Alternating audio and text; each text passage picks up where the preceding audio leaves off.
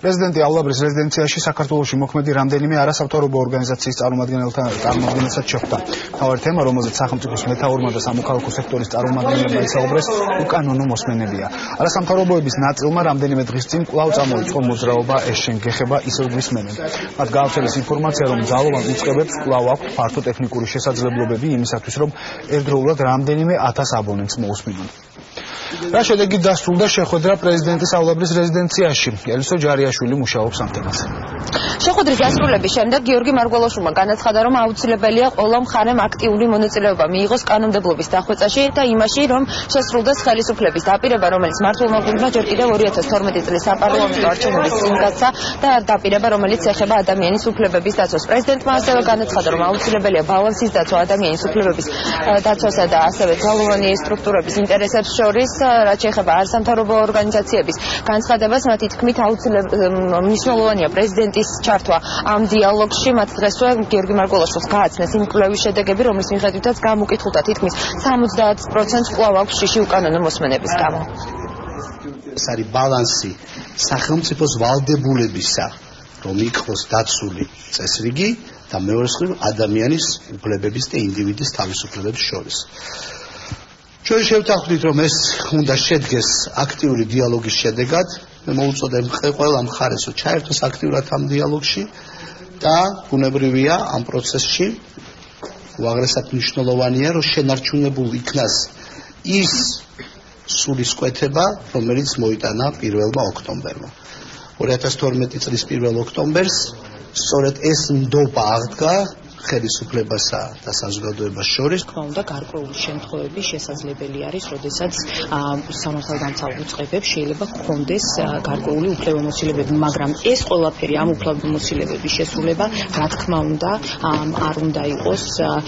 არ უნდა იდგეს უფრო მაღლა, ვიდრე ადამიანის და თითოეულ ჩვენთაგანის უფლებები. რა თქმა უნდა, თუ პრეზიდენტი აქტიურად ჩაერთვება ამ პროცესში, მიიღებს მონაწილეობას, ეს კარგი იქნება, მით უფრო რომ ის არის გარანტია ადამიანის უფლებების დაცვის ქვეყანაში და მასაც ეხება ცხადია. რაც მეტი მოთამაშე წონიანი მიიღებს კონსტრუქციულ მონაწილეობას ამ პროცესში, პროცესისთვის იქნება კარგი, ბუნებრივია. ძალიან მნიშვნელოვანია, რომ ის დაინტერესდა ყველა დეტალით ამ კამპანიის გარშემო, თუ რა გვაწუხებდა და რა არის რეალურად პრობლემატური და ვფიქრობ, რომ აი ამ ყველაფრის შემდეგ უკვე საქართველოს პარლამენტიც და დარწმუნებული ვარ მთავრობაც უფრო მეტად დაინტერესდება და იქნება უფრო მეტი ჩართულობა და დიალოგი აი ამ საკითხებზე სამოქალაქო სექტორთან. წინა ხელისუფლების დროს ის რაც ტელევიზიით მაშინ საჯაროვდებოდა და გვასმენინებდნენ სხვადასხვა კონკრეტული პირების ჩანაწერებს, იმაზე სასამართლო ნებართვები არსებობდა. ანუ ფორმალურად მაშინ ფაქტობრივად არ იყო რაღაც კანონთან წინააღმდეგობა, მაგრამ აღმოჩნდა შემდეგ ახალი ხელისუფლების მოსვლის შემდეგ, რომ თურმე ათასობით ხდება ჩანაწერის გაკეთება, რომელზეც სასამართლოს ნებართვა საერთოდ გაცემული არ არის. თუ მართლაც უკანონო მოსმენები აღარ ხდება. მაშინ შინაგან საქმეთა სამინისტროს რატომ აქვს შიში აი ამ პროცესის გაკონტროლებს. არასამთავრობო სექტორთან მოლაპარაკებები იყო ერთ-ერთი პირველი შეხვედრა, რომელიც პრეზიდენტის რანგში გამართა გიორგი მარგველოშულმა აულაბრის რეზიდენციაში და ბუნებრივია ძალიან მაღალი იყო ჟურნალისტების მხრიდან ინტერესი, თუ რა ინტენსივობით გამოიყენებს ამ შენობას პრეზიდენტი. გიორგი მარგველოშულმა განაცხადა, რომ არ გამართლა თავდაპირველი მოლოდინი იმის შესახებ, რომ კანცელარიაში მდებარე ოთახები საკმარისი იქნებოდა ყველა ოფიციალური შეხვედრის გასამართად და აულაბრის რეზიდენციის შენობას, როგორც პრეზიდენტი ამბობს, ის მომავალში საჭიროების მიხედვით გამოიყენებს. 7 ელჩის მიღება, უბრალოდ სიგელების მიღება, ბუნებრივად ეს ვერ განხორციელდებოდა იმ ორ ოთახში, რომელიც მე ამდენი ხნის განმავლობაში კანცელარიაში მიკავია.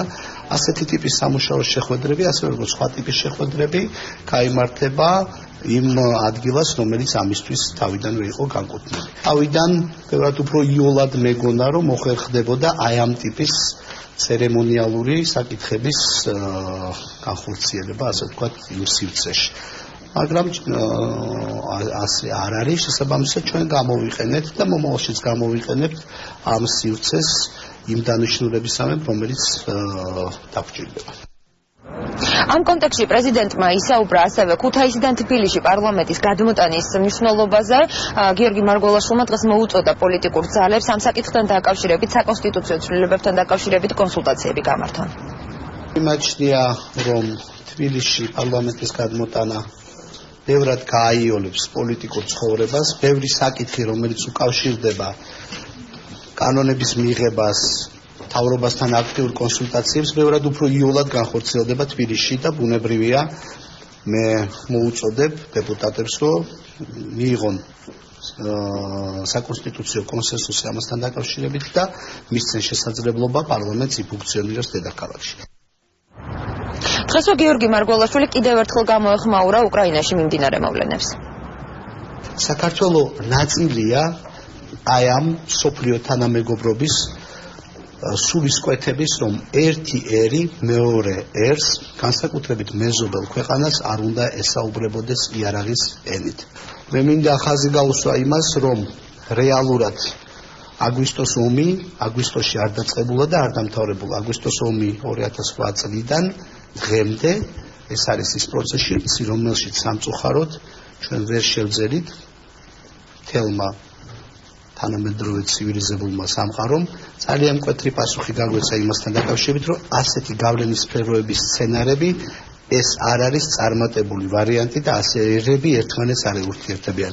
მე იმედი მაქვს, რომ უკრაინასთან დაკავშირებით ეს რაც შეიძლება სწრაფად ჩამოყალიბდება, რა თქმა უნდა, არასამხედრო მეთოდებით, მაგრამ როდესაც ჩამოყალიბდება, ამას თავისი დადებითი გავლენა ექნება იმ პრობლემებზე, იმ ტერიტორიულ პრობლემებზე, რომელიც გაგვაჩნია ჩვენ. იმიტომ რომ ეს საკითხიც ბუნებრივია, უნდა გადაწყდეს და უნდა გადაწყდეს შვიდი რაციონალურ კონტექსტში, სადაც ნათლად გამოჩნდება ის, რომ სუვერენული სახელმწიფოს ტერიტორიის ხელყოფა არ ჩაივლის უშედეგოდ. მე შეგახსენებთ, რომ ეს განცხადებები საქართველოს პრეზიდენტმა არასამთავრობო ორგანიზაციების წარმომადგენლებთან შეხვედრის დასრულების შემდეგ გააკეთა. დიდი მადლობა ელისო ჯარიაშვილი გვერდებოდა პრეზიდენტისავლაბრის რეზიდენციიდან, სადაც